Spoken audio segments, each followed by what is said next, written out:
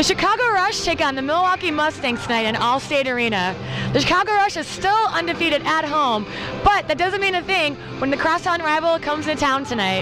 So let's see a little pre-game interview action to see what's going to happen tonight. Bob McMillan, head coach of the Chicago Rush.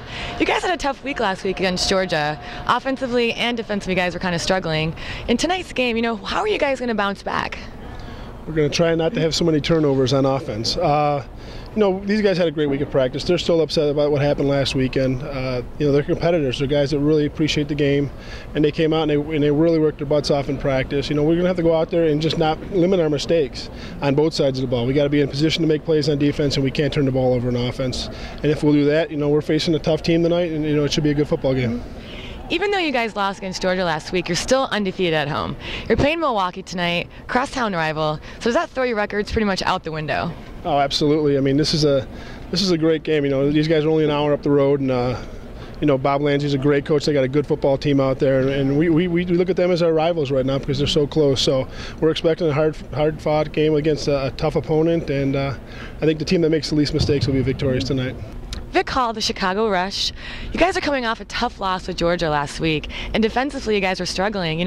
What's going to be the key difference in tonight's game versus the Milwaukee Mustangs? We got to come out with a high intensity.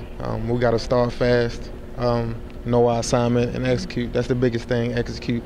I feel like a lot of times we were in the position to make the plays, but we didn't make them. So, this week we want to make those plays when we're in the right position. Okay. In your last meeting with the Milwaukee Mustangs, they took a win from you guys here in Allstate Arena. And being a veteran, what's going to be your role tonight in making sure you guys set the tone early in the game to make sure that doesn't happen this time? Lead by example. I think that's really the only way it can happen is if we lead by example.